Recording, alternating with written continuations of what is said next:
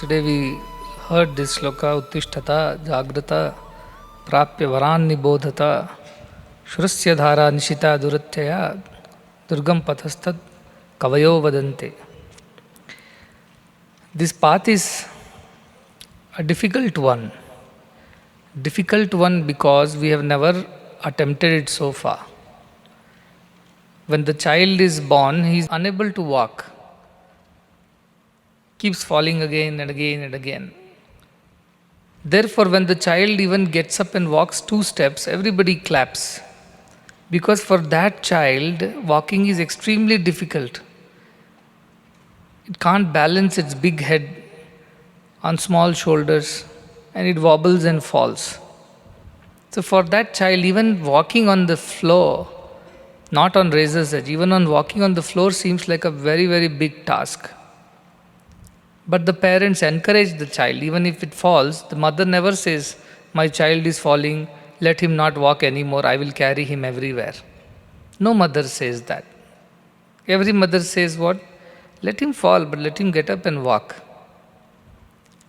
Falling is a part of walking. Failing is a part of learning. Mistakes is a part of experience. Therefore, falling, failing, or making mistakes should not deter us from walking on this path. Every fall, every failure, every mistake should become a stepping stone for us to go forward in life. That's why I tell our students, a mistake is not a mistake if you have learnt a lesson from it. But you haven't learnt anything and you keep repeating the same thing again and again, then it's a mistake. Pramadyante vittam mudhena. It is said earlier that because of these wrong illusions, people keep making the same mistakes. They don't learn from it. So if you learn from a mistake, the mistake becomes a lesson. It's no more a mistake. But if you don't learn from it, then it remains a mistake forever. Why this path is difficult? Because you will make mistakes on this path too. It is not that where you can walk away without any problem. No, there will be. There will be difficulties. And that is why you need guidance on this path. How to walk on this path. Like a little baby needs the mother's hold to walk a few steps also. Even then it falls. Yet neither the baby gives up, nor the mother gives up. Both hold each other's hands and keep walking. All of us have gone through this experience in life, whether as mothers or fathers or as children. We never knew how to walk. We made all attempts to walk. We failed several times, fell several times, even injured ourselves. Yet we never gave up walking. So this idea that even though it is difficult, we must conquer it has been ingrained in us, even from a simple thing like walking and falling. But you need guidance. Somebody holds your hand, helps you walk, then this path, which is otherwise seemingly difficult, becomes easier. That is why Prapya Varan Nibodhata. You reach or you approach the knower of this knowledge. If mother also does not know how to walk, then how can she help the child to walk? Because mother knows how to walk, she is able to guide the child and help the child to walk. So the idea is that you must meet a guru, a knower of truth, so that that person can guide you how to walk this path, which is otherwise difficult, because you will fail, you will fall. There is no doubt about it. There is no guarantee whether you will reach, but definitely there is guarantee that you will fall. So walking is our job. So that is what I say. Take one step. First, the first step has to be taken by you. That is why Uttishtata Jagrata. You rise, you awake. Unless you do that, I can't help you. Therefore, first step has to be taken by you. And 99 steps will be taken by the Lord, who will come, hold your hand and take you across. In Mundaka Upanishad also a sloka which is Pariksha lokan karmachitan brahmano nirvedamayat na asti akritya kritena tad vijnanartham sa gurumeva bigachet samit pani brahmanishtam shrotriyam. Idea is that after having observed our life, having seen all the good, bad, ugly of life, having tried everything to become happy and yet not being happy, having invested in people, your emotions, your trust, and having been cheated, deceived, finally you realize that whatever we do in this world, nothing remains at the end. We only don't remain at the end. With this analysis, the person realizes that he must approach the knower of the truth. And that is how, in Mundaka Upanishad, Shaunaka approaches Angirasa to know the truth. So a guru is a must on this path is also a very important message from this. Prapya varanni bodhata is the very important part. Simply Uttishtata Jagrata is not going to help. You wake up, dress up and show up at the school. There is no teacher to teach you anything. Then your journey becomes even difficult. But if there is a good teacher, a bad teacher makes it even worse. But at least a good teacher is there, then the good teacher will teach you how to go forward on this path. And step by step, he will guide. It does not mean that you will not make a mistake. You will make a mistake. You will fall, you will fail. But every time you learn from your mistake, the mistake is no more a mistake. It has become a lesson, an experience of life. So learn from every experience of life. That is what Kena Upanishad said, Pratibodha Viditam.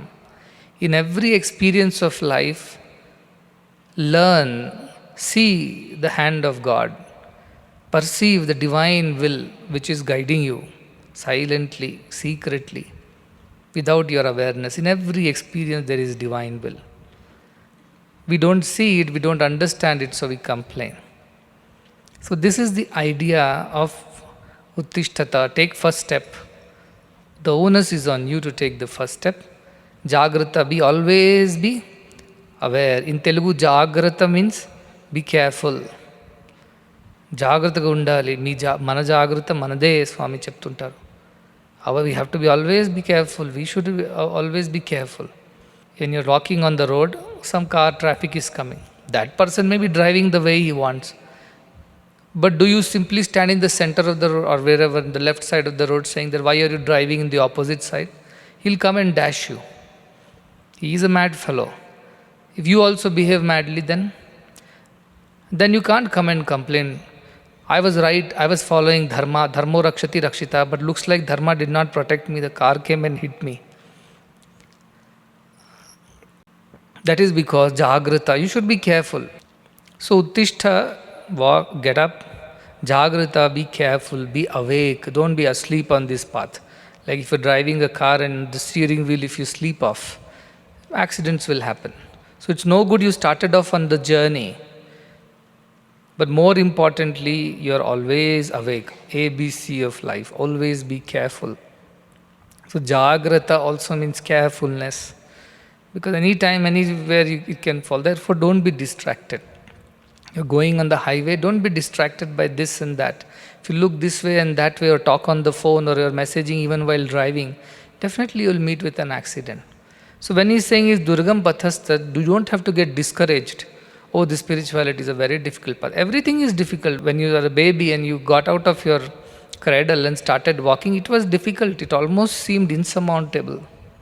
But with the help of a person who knows how to walk, you learn to walk. And therefore today you can walk, and even without realizing, you walk and you keep talking and singing and seeing everything, and walking is happening on its own. It's no more difficult, it has become natural to you. Likewise, this meditation, all the time being careful, not allowing indriyas to take over the mind and mind to overtake the buddhi and buddhi to overtake the God's buddhi, that won't happen. This practice will ensure that you're always operating from that consciousness, from God's buddhi only. Your individual buddhi, mind and indriyas don't interfere with God. That will happen by and by as you live your life. But initially it needs a practice, like everything needs a practice. And you must approach the right person who can teach you in the right way. And that is why it is said, Varan. Varan means the adorable one, the one should be who is acceptable. You should approach such a person and learn how to walk this path. Then even difficult things will become easy. For those who do not do this, what they do not do this, they are not uttishtata, they are not jagrata, means they are not putting efforts, they are not careful, they are not even meeting a guru, but they all by themselves they want to do of something. For them this path is Shurasya Dhara, Nishita. It's worse, even more difficult. But the guru can teach you the tricks, how to manage your mind, how to take care of your senses, and how not your ego should interfere with God's will. And that's how you can walk on this path easily. Initially, even though you meet with difficulty, eventually it will become very, very easy. Initially, balancing on a bicycle is very difficult. You ask your father or a friend to hold the bicycle when you mount the cycle and you try to pedal.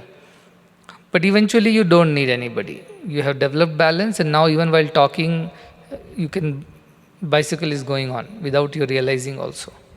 So this is the idea, that it is difficult to the extent that if you are distracted, if you are lazy, if you are not putting enough efforts and you don't have the right kind of teacher or trainer, then it's very, very difficult.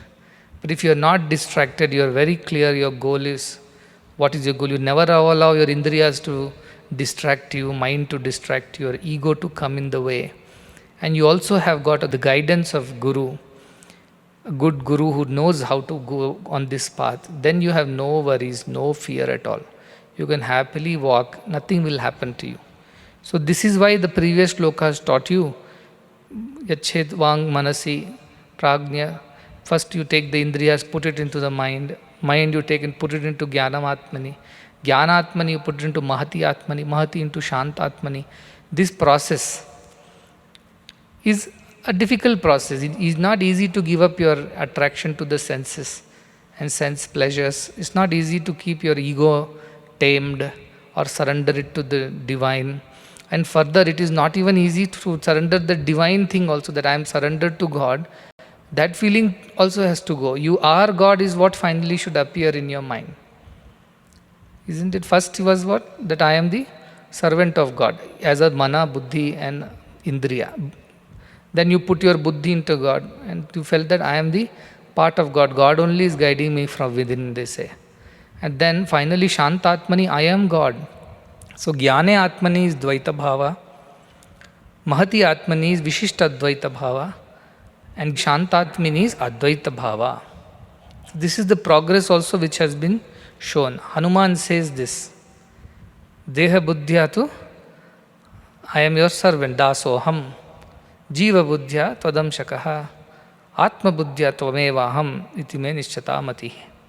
This is my firm conviction that when I think I am the body, that is I am the Jnana Atmani, I am only servant of yours because I am using my mind to serve you.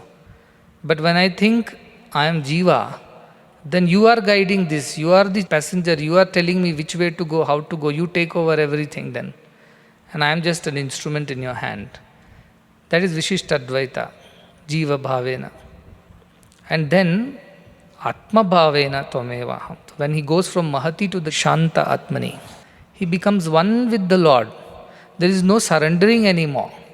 Like the rivers merge into the ocean, they become the ocean. There is no more trying to become the ocean. Because the rivers have already gone and become the ocean. Like that, your mind has completely merged in the mind of God. In fact, there is no mind. You always live as God. So that is the idea of gradual withdrawal. That is how our progress should happen. From Indriya Intriyartha, we have entered the Manas. Manas, we have entered the Jnanatmani. From Jnanatmani, we have entered the Mahati Atmani. And Mahati Atmani to Shantatmani. Shantatmani Sayujyam. Shantatmani is Advaitam. Shantatmani is the Param, ultimate. Beyond that, there is nothing. So you become one with the Lord. Like the river becomes one with the ocean, and there is no separate waters. Ganga, Yamuna, Saraswati are there. Those who live by Ganga, they will praise Ganga. Those who live by Yamuna, they will praise Yamuna. But when both Ganga and Yamuna go and merge in the Bay of Bengal, Whom do we praise there? Then we have to praise Bay of Bengal only. Though Ganga Yamuna start from the Himalayas, Gangotri, Yamunotri, they take their paths, but ultimately they become one with the ocean. After they become one with the ocean, where is Ganga, where is Yamuna? Like that, where are you, where am I? We have all become one in each other. Sahastra Shirasha Purushaha, Sahastrakshas Sahasrapad, Sabhumim Vishwato Vritva, Atyatishtat Dashangulam. This is the idea. That Purusha, the divine, is having thousands of heads. Sahastra Shirasha. And thousands of hands, Sahasrakshas, thousands of eyes, Sahasrapad, thousands of feet. How is it possible? It means each person, when they evolve, like each river that finally reaches the ocean becomes the ocean, like each Jivatma, through this Adhyatma Yoga, starts withdrawing and withdrawing and withdrawing into one's own true self, then everybody becomes Paramatma. Now, where is the difference? It means what? All your decisions are made from where? Paramatma decisions. So as an individual, you have no particular difference at all. But the true jnana is coming from top. Like the tank releases the water, then only taps give water. Taps are in every house. But where is the water coming from? From one tank only. Like that, you all become taps. Amani bhava, amanasta. You don't have your separate existence and thinking. You are just an instrument. And who is thinking for you? Divine. You are doing the work outside, but all the information, all the intelligence, all the knowledge and the guidance is coming from the divine. Idea is that each one of you should have evolved and merged your mind into the cosmic mind of God, so that whatever you think, say or do, it is only God who is doing.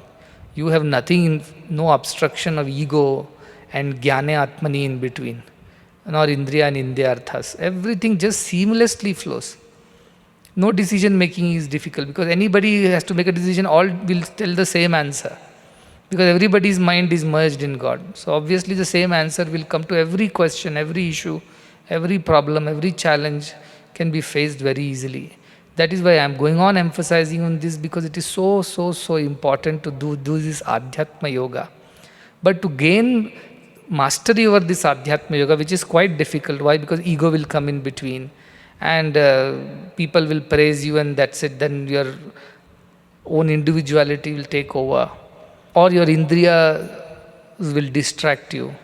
So all this will happen. That's why from indriya and tharthebhya, mana to buddhi, buddhi to means jnana atmani, and jnana atmani to mahati. This is the process. So now you will ask, how far I have reached, whether I am progressing or not, how do I know? Yesterday I told, whenever the decision happens from the higher self, then immediately you feel peace and you have no arrogance, only humility comes. If good happens out of it, you are humble. If bad happens also, you are not anxious. You leave it to God's will, that inscrutable divine will. In a heart of heart, you are very clear that it is not your ego which took the decision. But when you take decisions from your ego, your jnana atmani, then the problem is you will have ego, means arrogance will come if something goes right, or something goes wrong, anxiety and restlessness. So arrogance or anxiety, if it comes out of a decision making, it means the decision has been made by your individual buddhi. You have not merged it in God's buddhi. That is why I ask for doing meditation, because that is the process of merging your lower mind into the higher mind. So every morning if you meditate, it's like your setting goes back to the zero, default setting, which is God thinking through you. During the day, fault setting happens. You start thinking. So every morning you have to again restore your whole meter back to zero. That is why morning meditation. Not only that, during the day also, anytime you are feeling restless, a decision has to be made.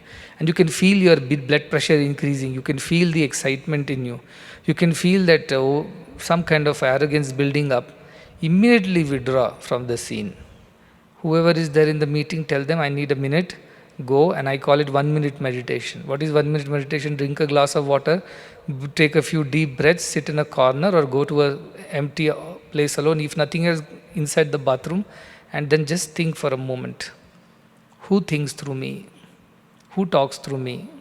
Who does through me? It should not be my jnana atmani. It should be mahati atmani only. I cannot afford this jnana atmani interfering with mahati atmani. You pray like that, go back again. you see all your decisions will become better. At every step, whether you want to book a ticket to go somewhere, whether you want to buy a new pair of shoes, whether you want to take a decision on admission or removal of people, or you want to take a bigger decision like opening of campuses or anything, just do it from Mahati Atmani, it will always be right. You'll never make a wrong decision in life. So that is the process, and that's why it's important. It is difficult because we are so attached to our body, our mind, and they wanting to get credit, wanting to be acknowledged and recognized. The doership is so strong in us that it is become Shurasya Dhara. It becomes razors as where we cut ourselves. Because we are distracted and our Jnana Atmani comes and disturbs the Mahati Atmani, and then we suffer. So this is the idea that it is difficult path, but it is not so difficult if you truly follow the guidance of the Guru, who will teach you how to go about it. And even if you fail and falter a few times, take it as a stepping stone. Take it as an experience, a lesson, so that next time you are coming out better out of it. And every time you make a mistake, every time you should become more resolute that next time I should be careful that this can happen to me. I thought I have become perfect, but no, I am not yet. Yesterday I was telling, Guru teaches in Bodha, not in Jnana. Bodha means I'll create the situation in which you have to apply whatever I have told you. In every step, just then you'll think, Swami says everybody is Brahman and I should be equal to all. Just then the person whom you could never go with will appear on the scene and say something which you cannot withstand. Bodha. So like that only, it's not a badha, it is bodha. Most of the people, my teaching, they call it chala badha. Badha kadu, bodha it is. It is teaching, therefore difficulties. Difficulties are the ways to learn whether we have got enough understanding or not. Unless we test our knowledge, we never know whether we have understood it or not. That's why a driving test is there before you take the car onto the road or bike onto the road. They test you and find out whether you are capable or you have to still practice more. So these are little small tests. So you find out even a cook who cooks the food, he tastes. What is tasting? It is testing the food, whether the food has been cooked properly, salt, spices are good or not. So the same thing life will do. The moment you put yourself on this path, it will send small tests here and there to check on you whether you are actually following this path or you are simply talking in the air. And that is when your capability, your understanding is tested. So you will see this, whatever you are learning now, you will see going forward every now and then situations will arise and you have to apply this. That is when you will succeed. At that time, if you forget this whole knowledge, like Karna forgot all his knowledge right at the battlefield, then you get destroyed by your senses. So remember that this is the most important aspect of, that you have to apply this knowledge and use it at the right time. That time if you forget, then there is no point. So this difficulty is only to that extent, because we are not used to it, therefore it is difficult. Once we get used to it, it's no more difficult. The one who does not know how to ride a bicycle, he'll think you are a great soul because you can ride a bicycle. But the one who knows it will not find it very difficult. A 6th class person goes to a 10th class fellow, asks to solve some maths problem, and the 10th class fellow will just solve it like that. 6th class fellow will look at the 10th class fellow, how intelligent you are. You have solved it in 1 minute. I took 1 hour, I couldn't solve this. And the 10th class fellow says, yes, I am intelligent. The truth is that after failing 3 times, he has reached 10th class finally. And this problem is no problem for him. But for the young fellow, it's a big problem.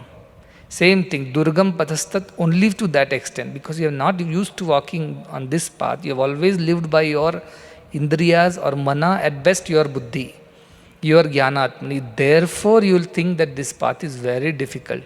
So don't get discouraged by it.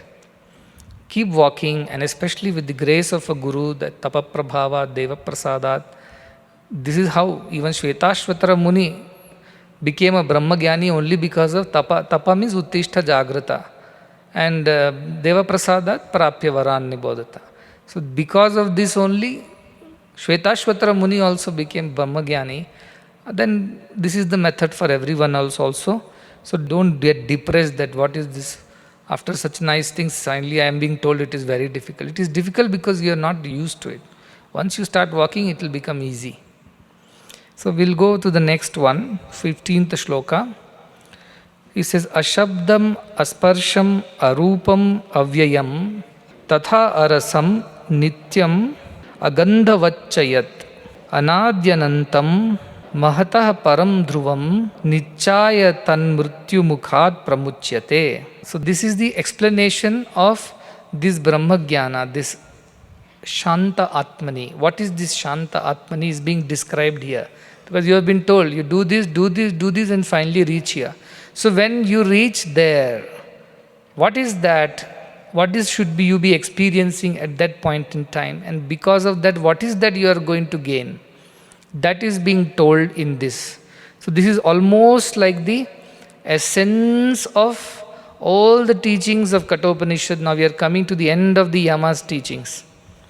And in that Yama's final teachings, this is the final most teaching of Yama, that when you started off on this journey, from the time when your father sent you to Yama, like the Nachiketa was sent to Yama, and then he asked the Varas, let my father be happy, onwards. Second Vara, that give me about the Swarga Agni, the Nachiketa Agni. Third Vara, tell me about that which nobody knows about. They all have doubts about Asti-iti or Na-asti-iti. From there, Shreyo, Preyo, take the path of goodness, don't take the pleasant path. The fools take the path of pleasantness for their own welfare, but they don't know that they are making a mistake. They come in my control again and again. However, this knowledge is very subtle. Ascharya Vakta, Kushala Asya Labdha. Only a good candidate, good student will learn, and a good teacher can teach this. If anybody else teaches, Nara Varena, those who have delusions, if they teach, na sugnyaya preshta, it cannot be understood properly. It has, because it is anuraniyan, nahi tarkyam pramanad, it cannot be understood by logic. Then Yama goes on to explain from there how it is the smallest, subtlest of the subtle and the greatest of the great, and it is not as easy. Na medaya na bahuna shrutena. How many times you hear from how many other people, you cannot get this. You have to get this from the real Jnani only. Nachiketa like student should be there, and Yama like Jnani should be there to teach this knowledge, he explains. From there he finally says the do's and don'ts, how do you attain this knowledge. The do's part of it is Yamevesha Vrunate Tena Labhya. The don't part of it is Na avirito discharita, Na shanto, Na samahitaha, Na shantamanasava api, pragyanenam apnuyat. So all this he has done. Then he came to this meditation. Really taught that, see, consider that there are two living in the body, the Jivatma and the Paramatma. Both seem to enjoy the fruits of action. Ritam pibantau sukritasya loke, that one. And from there he taught that this Jivatma is the Rathinam, the passenger of the Ratha. Buddhi is the Sarthi. Mana is the reins, and horses are the senses, and the sense objects, Indriyarthas are the, or Vishayas are the roads on which they run. If the Buddhi is Yukta, Mana is Samanaska, Shuchihi, then your horses are Sadashva, good horses, you can control them. But if Buddhi is Ayukta Manasa, Buddhi is Ayukta, Avijnani Buddhi, Ayukta Manasa is there, Ashuchi Manasa is there, then this Dushta Ashwa they become, and you cannot control them. The one who controls all this is able to go on this path, and Vishnu Paramam Padam, he attains the highest state of exalted existence of Brahman. And then he goes on to explain Indiyarthebhya, and then Mana, Buddhi. Like this he explains you the 8 steps, how you go from all the way from Indiyarthebhya to Indriya and things like that, all the way up to Purusham, Sa Kashtha Sa Parangatim. You go all the way 8 steps up there. And then what happens after, he says, it's very subtle knowledge, it's hidden inside everybody. With a very Sukshma Buddhi only you will get to know this. And then he explains that how do you develop this Sukshma Buddhi? This is how. Take the Indriyas, put them in the mind, mind into the lower Buddhi into the higher Buddhi, and higher Buddhi in the highest consciousness awareness. From there he says this path is very difficult. It's not easy because you have not walked on it, but nevertheless you must walk. Don't be lazy, be careful, find a guru, and then walk on this path. After all this lesson of Kathopanishad is over, here is the final conclusion of Yama's teaching. he describes that ultimate state that you will reach if you do this, the Shanta Atmani state. And what is that Shanta Atmani state is being described. It is Ashabdam, it cannot be heard. Asparsham, it cannot be touched. Arupam, it cannot be seen. Avyayam, it does not decay or does not change. Tatha arasam, it cannot be tasted. Nityam, it is ever. Agandham, it cannot be smelled. Yat, that one. Anadi, it has no beginning. Anantam, it is infinite. Mahataha param, it is even greater than the Mahataha. Mahata is the Hiranyagarbha. You remember? First time when all the elements came together to form the universe, they is called Hiranyagarbha. That Mahataha param, it is even beyond that. It means it's even beyond Ishvara. It is the ultimate Parabrahman, Dhruvam, which is steady. Dhruva means steady. Ishvara is not steady because he is thinking. The one who is not thinking is the Parabrahman. It is that ultimate steady eternal state. Nichaya, knowing which, tat mrityu mukhat pramuchyate. The one who knows this state, mrityu mukhat, from the jaws of death, they are freed. See, this is the Yama's final blessing. You will be freed from my own grasp because you have learned that you are beyond birth and death, and now Yama cannot touch you. So what does it mean body will not die? Body will die. You don't die. That kind of understanding will come to you and fearlessness will come. Abhayasya param, it says. You have attained that highest fearlessness, and that fearlessness is spirituality, is what I said. So this is the concluding shloka of this part, which says that that one cannot be understood by all the senses. Now you know all this, right? Because none of these senses can, you have already understood that. So far the descriptions have said, because Indriya and Indriyartha are not able to gain that. Therefore what you do, Indriya means Shabda, Sparsha, Rupa, Rasa, Gandha, or Panchabhutas which are made of Akasha, Vayu, Agni, Apa, Prithvi. All of these are related to our senses. So in Bhutakasha you can't find it. Through your Indriya, the gross body, you cannot find it. What is the method? It says you have to go even further within. And as you keep going within, slowly this understanding will come to you. See, when you see a mountain from afar, you cannot make out what is there. You'll see just a blue shadow still out. As you go closer, you can see the trees and rocks. You go even closer, you see which tree is there. It's a tamarind tree or a neem tree or a mango tree. You go even closer, you can even see mangoes or tamarind in the tree. You go even closer, reach the mountain, then only you know exactly what a mountain is all about. Likewise, you go closer and closer and closer and closer to your divine self, which is beyond the grasp of the five senses. Therefore, they have Shabda, Sparsha, Rupa, Rasa, Gandha, they have removed in the first two lines. That this doesn't have all those properties. Therefore, I say in meditation, I think I saw Brahman today. Why? Some blue, green, yellow color light had come. And I think that is Brahman. No. And you think I heard beautiful sound. I think Omkaram was coming. Oh, that is your neighbor chanting it quite loudly next apartment. I thought it's all coming from within me. All this is your mind. Whatever you want, it shows you that Mahimanam. It is very powerful. Like in dream, it creates everything. It shows you everything. Like that in waking also, it shows you. In Telugu, they'll say, cinema chupistar, like that. That mind will show you the cinema, which does not exist. Then what will say? So he has already discarded all these things. Shabda, Sparsha, Rupa, Rasa, Gandha, and Avyayam, he said, because it does not change, it does not decay. It is always the steady one. What we see, we may not see next moment. What we hear, may not hear next moment. What we tasted now, we may not be able to taste again. But so this one is, once you know this, you know it forever. There is no change in it. Avyayam. And what else he says? Anadi Anantam. Because it has no beginning, it is infinite. Only a beginning will have an end. Which has no beginning, has no end, like a circle. Where is the beginning, where is the end of a circle? Or a point, even more sukshma if you go, a point. Where is the beginning of the point and where is the end of that point? Nothing is there. Like that, Anadi Anantam, this was there right from the beginning. It's now, it will be there even after the body leaves. This will be there. Mahataha Param Dhruvam. It is even beyond the Mahati, that is the Hiranyagarbha Kosha. Even beyond that it is. It means it is beyond Prakriti. Hiranyagarbha in a way is representation of Prakriti. It is beyond that, it is that steady state of existence, consciousness, supreme consciousness, which does not need any senses, mind, buddhi to know. In fact, only when you discard all these, so to say, the instruments of knowledge, can you know that. Once you know that, you are free from the jaws of death. It means this whole idea of Janma Marana goes out of your head. You are completely free. There is no birth and death, you think. Otherwise, the whole life is stuck in around what? Birth and that two most important events of life are birth and death. And third is marriage. These are the three most important in everybody's life. First is birth, second is death for a general person's life. And between is the marriage. So it's like this. This thing does not have a birth, therefore it does not have a death. So you are that which does not have a birth and death. Therefore, body dies, you don't die, it is said.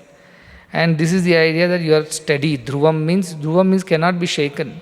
It is fixed, it is steady. Everything else moves, it is fixed. Because it is fixed, everything else is seen as moving. If this was also moving, everything else also moving, there was no way to understand things. This is steady because like you stand and the traffic goes by. The road is fixed, the car moves on it. The screen is fixed, the pictures move on it. Like that, this is always fixed.